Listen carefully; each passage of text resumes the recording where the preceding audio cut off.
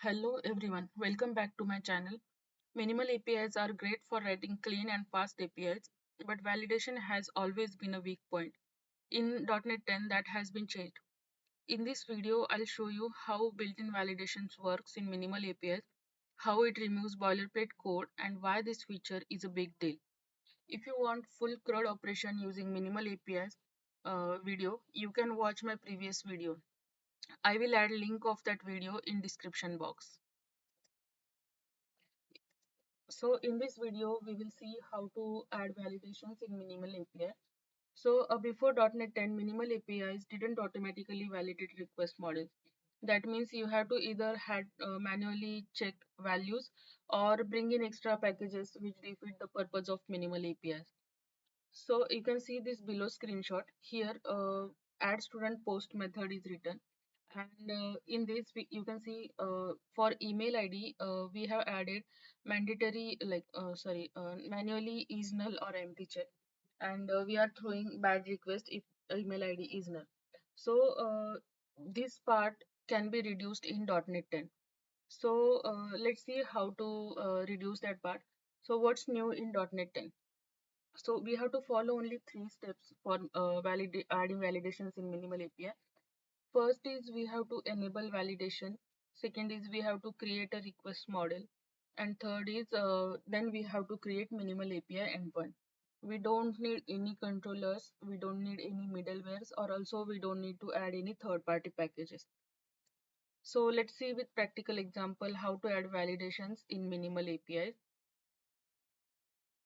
So now let's see with practical example how to add validations in minimal API. So here these all are minimal APIs endpoints which are created. Now what you can do is first what we need to do, we need to add a validation middleware. So builder.services.add validation. This is first step which we need to do. Now after that, we have to define properties which are required, or we have to add all the validations for properties. Okay. So for now, I am just marking it as a required. So this is called data annotations for properties. For email, I am just marking it as an email address. So it will do all the validations which are required for email address, like domain name and for all email formats validations. Also, you can add any error message, customized error message if you want to add. So for example, I'll say first name is mandatory, or you can add any custom messages. Just for example, I'm adding one. If we are not adding anything, that is also fine. .NET Framework will automatically pick this property name, and it says, because we are defining it as a required, it says last name is required, like that.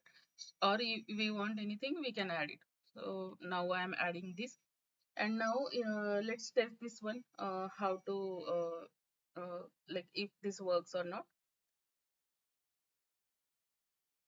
Okay, so I have run the application, and if you go to its endpoint, we have all these APIs. Now we have added validations for add student, right? So let's try it out. If you want to see the data in table, so we already have two rows. Okay, so now let's see.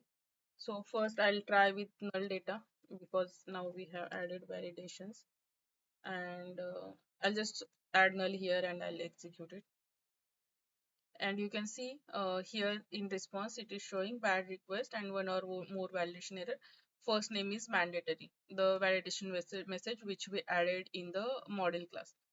Okay, so let's say I'll add some first name, maybe Mohini first name. Okay, now I'll say a null here, because here for this we have not added any custom required validation message, right? So let's see what did .NET Framework returns. So I'll execute it. Oh, sorry. Okay, so I added this in single quote, so it's not a valid JSON format. And now I'll execute this. And here you can see last name, which is my property name. field is required. So this is default .NET Framework format.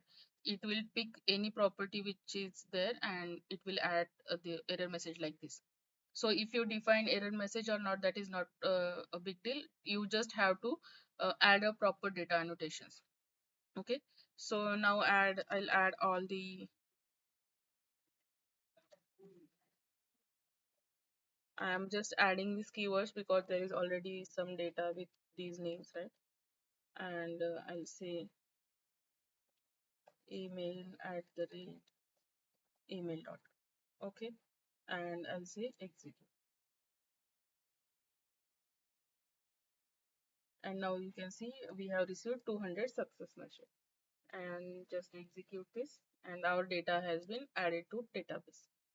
Okay, so this is the way how we can add all the validation messages using built-in .NET framework.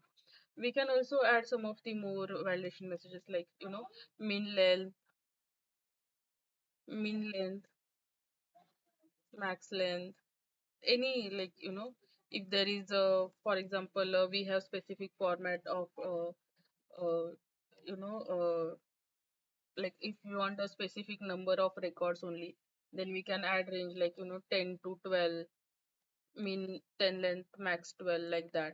So you can try all these validations by yourself if you want detailed video of this. So sorry, min length. If you want detailed videos of data annotations, you can add comments for this and I'll make a separate video of this. Okay, so this was the practical example for minimal API validations. Now let's see why we need to use and where we need to use these validations. So when should we use minimal APIs and its validations? Built-in validations is perfect when you are building microservices, creating internal APIs, writing high-performance backend service, and wanting a clean and maintainable code. So that's all for this video. In this video, we explored the new built-in validation feature for minimal APIs in ASP.NET Core using .NET 10. We also learned how to validate request models automatically using data annotations without controllers or extra libraries. Built-in validations in .NET 10 makes minimal APIs truly production ready. Yeah, so if you found this video helpful, please like the video, subscribe and comment below. Thank you.